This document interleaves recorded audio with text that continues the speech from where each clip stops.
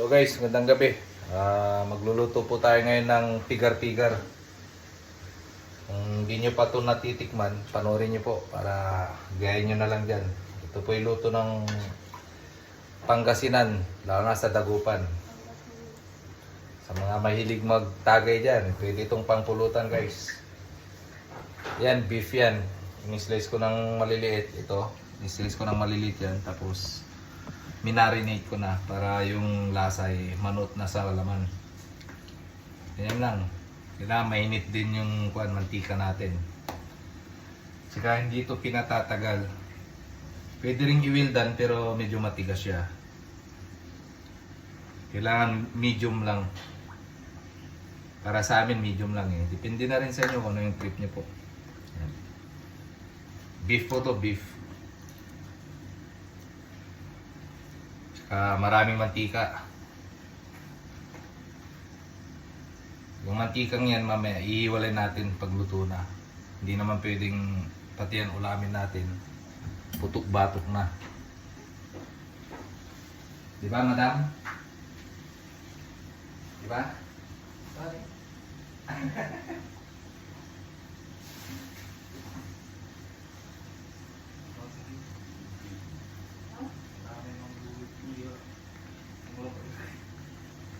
Masasalita ka. Tabi.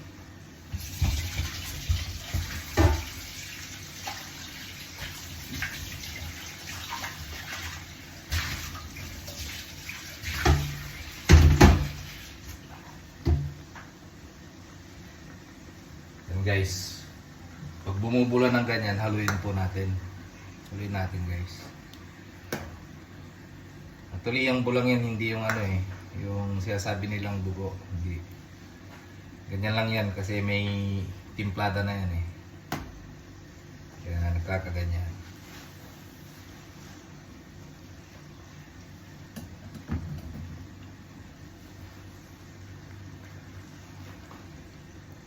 Ayun guys, welcome back.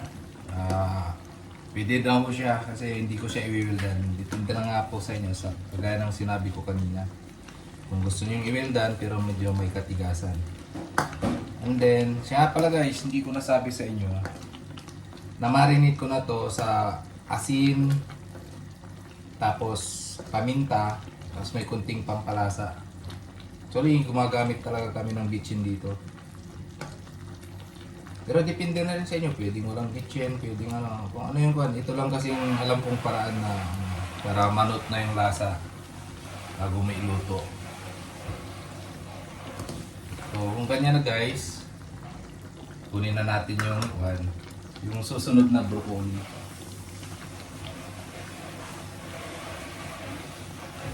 Guys, ito, broccoli. Pampa-healthy. Para hindi purong karne.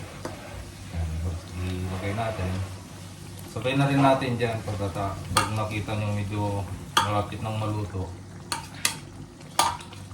Ilagay na yung first broccoli.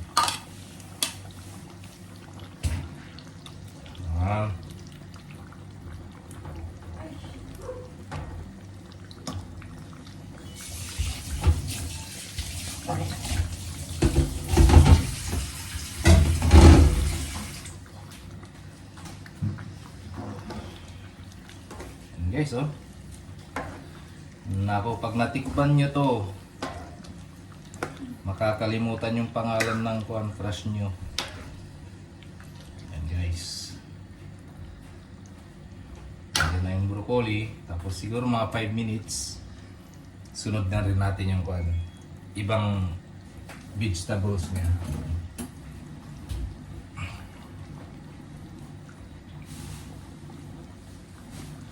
Ganyan lang kasimple guys. Bali, hiniwa-hiwa lang ng maliliit yung beef. Kasi sa amin yung kalabaw, yung itim, yun. Kalabaw ang ginagawa sa Dagupan talaga eh. Pag dito sa ibang bansa, hindi ka makakita ng kalabaw dito.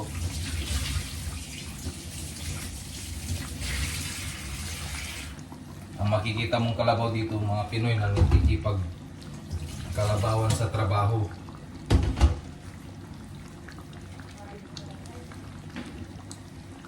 Kayod kalabaw nga, sabi nila, mga Pinoy dito na OFW. Kailangan madiskarte ka rin dito. Yun ang baon natin dito sa ibang bansa. Madiskarte. Kilalang Pinoy sa marunong dumiskarte. Kahit saang bansa yan, pag Pinoy ang pinag-uusapan, bilib sila.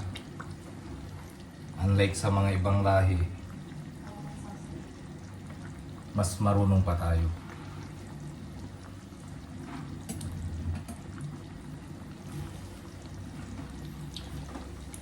And guys, keep on watching.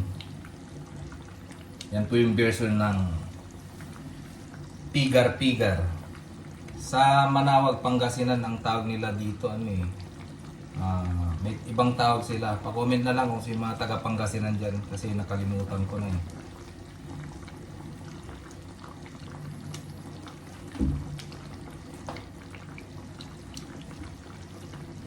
Yun.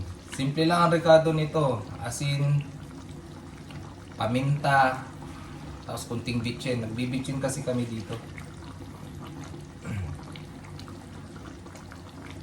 After ng 5 minutes, pagka buhos mo itong broccoli. Borocoli. Yan. So, tingnan natin. Kulang pa ng konti. Pero pwede nang ihulog yung ibang gulay para sabay-sabay ba. Hindi magbugbog yung isa. Sakto lang ang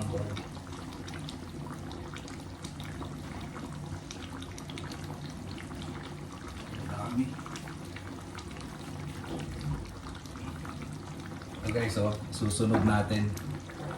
Yan. Kita nyo naman, mislice ko na to na repolyo. Pwede fresh to, kakabili lang, mahugasan na rin. So, ihulog na natin guys. Yan. Yan. Sana magkasya kasi sobrang ko yata yung slice natin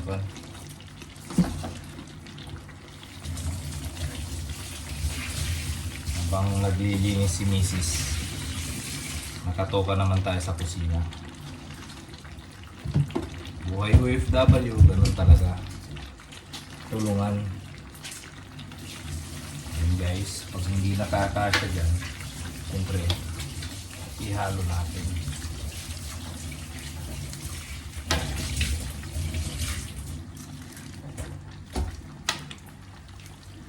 Ayan. Wala namang problema guys kung medyo hindi siya na deep fry yung gulay kasi malalanta din yan pag nainitan. Hindi big deal yan sa atin. Importante, maluluto ng pantay-pantay. Ayan o. Ayan. Pagdagan ulit natin.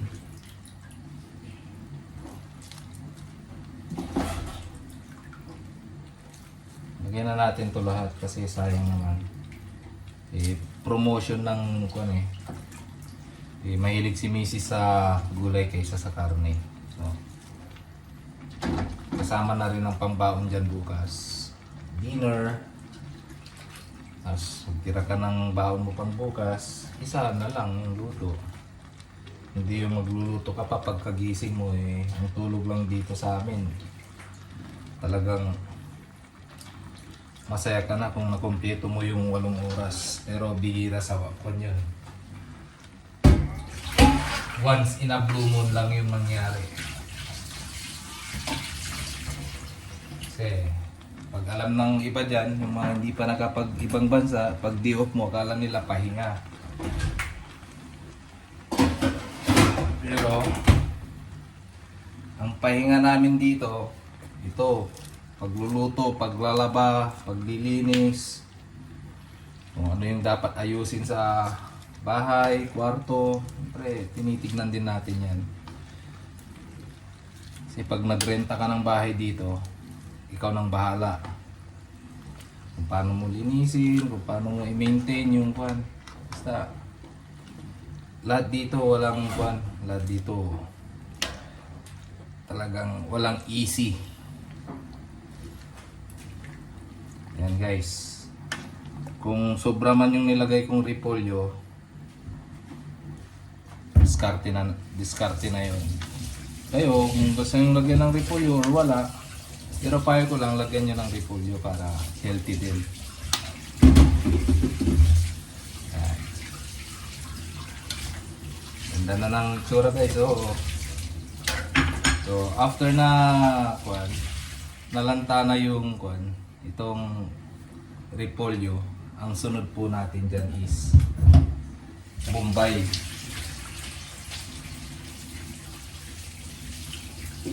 Ito si Mang Sibuyas. Maraming sibuyas ang lalagay ko guys. Mura lang dito yan. Bali, convert natin sa piso. Ang sibuyas is nasa, sabihin na lang nating 20 pesos. Naka-promo kasi. 20 pesos isang kilo na yun. Unlike dyan sa Pinas, naputi. Alam nyo naman siguro kung gaano kahirap ang bumili ng Ricardo dyan sa Pinas. Kung ano yung halaga ng niluluto mong karne, ganun din halos sa Ricardo. Yan. Yan guys, oh. Ito lang kasimple. Yan.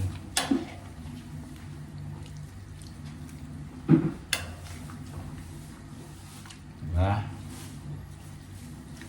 Parang yung daming nilagay kong repolyo, nawawala na rin. Oh. Kaya maganda dyan guys. Hindi siya talaga hindi siya purong karne.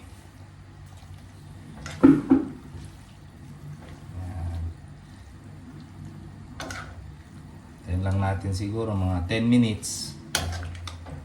Goods na to. Pero sa amin sa Pilipinas, ang sinasabing nilalagay is yung pampalasa ng iba, yung patis. Pero yung patis, pwede mo naman yung gawing sausawan na lang. Diba? Beautiful. See guys? Yan. So, ganyan lang kasimpleng magluto nito. Tayo lang natin kumulo yung mantika kasi medyo natutulog yung apoy.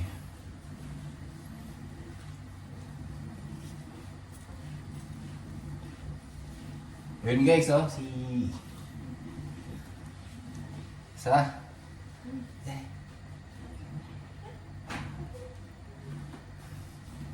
Madam, tignan natin si Madam. Busy daw siya. So, hindi na natin matikman to kasi nasa mantika.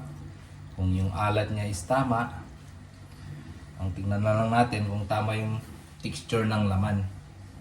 Ang yung gulay, okay lang yan kahit kasi gulay lang naman yan.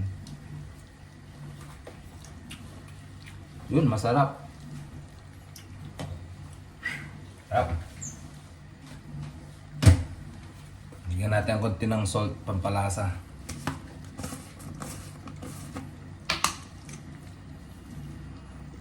Kasi parang kumulang tayo sa asin eh.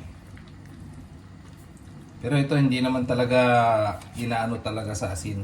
Okay, pwede ka naman magdagdag pag kinakain nila. Importante, hindi maalat. Okay lang matabang.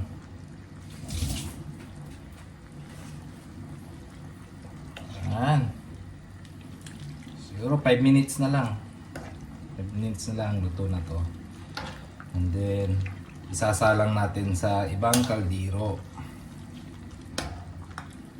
Gagamitan natin ng streamer para yung kanya, itong mantika hindi sumama. Yun.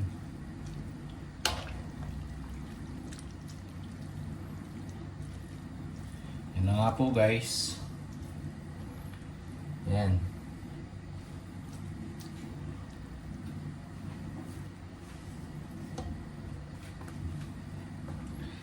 Huwag niyong hanguin ito guys na kasama yung mantika. Kasi putok-batok talaga to. Mantikang puro to. Diyan pa yung katas ng beef. So, hinihiwalay talaga yan. Inalis talaga yung mantika. Parang kon nito, ano eh, deep fry na ano, beef. Tapos nilagyan lang ng sahog, bawang, sibuyas. Goods na. Natin yung gulay together with the beef ulit kung malambot na.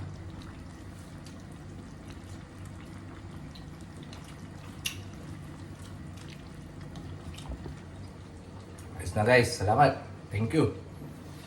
Kain na po tayo. Ganun lang po kasimple. Try nyo lutuin to. Mga hindi pa nakakatikim kahit saan bansa kayo, basta may baka, may broccoli, may itong repolyo. Yan, bahala na kayo sa pangdagdag nyo kung ano pang gusto nyo ilasa. Sa akin, simple lang. Paminta, asin, tsaka kunting bitchin. So guys, salamat. Bye.